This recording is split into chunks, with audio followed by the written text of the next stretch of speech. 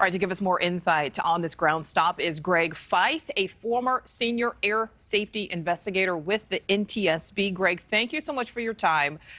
So we keep hearing this word glitch. Is there any more information as to what a specific cause could actually be?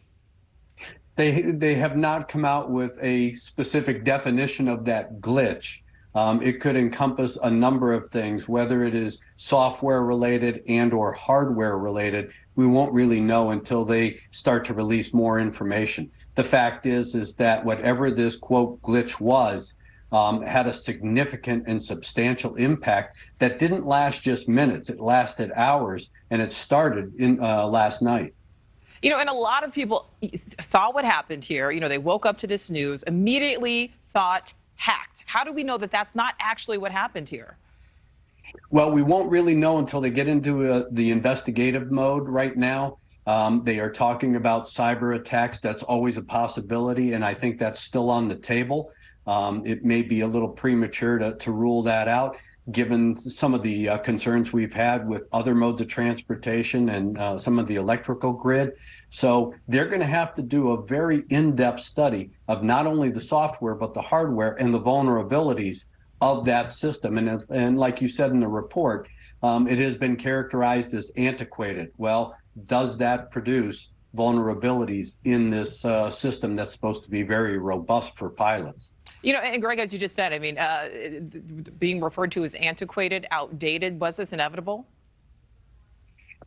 We know that the system, like any other of the air traffic control systems, en route radar and weather radar that's being used in facilities, has over the last 20, 25 years been outdated and progressively being updated.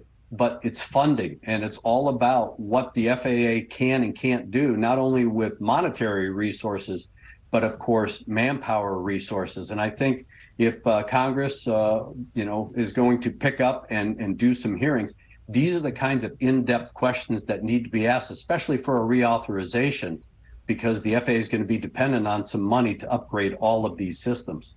Well, absolutely. So, Greg, last question for you. You know, today there is this. Just a few weeks ago, we saw the mess with Southwest Airlines. How concerned should U.S. travelers really be? The fortunate thing about our air traffic control system here in the United States is that we have the best system in the world. We handle the most aircraft at any one time, more than the rest of the world. And so when you look at the density and the number of flights and how safe our air traffic system is, that should instill confidence. Yes, you're going to have some of these problems. Now with Southwest, that was an individual airline issue.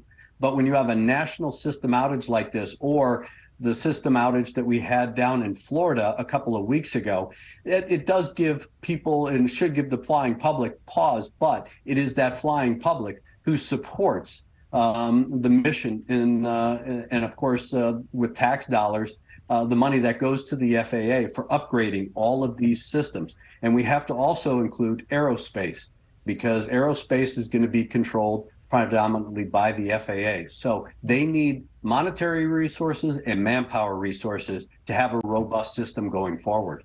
Thank you for watching. Go to newsnationnow.com to find NewsNation on your television provider. And don't forget to click the red subscribe button below to get more of NewsNation's fact-driven, unbiased coverage.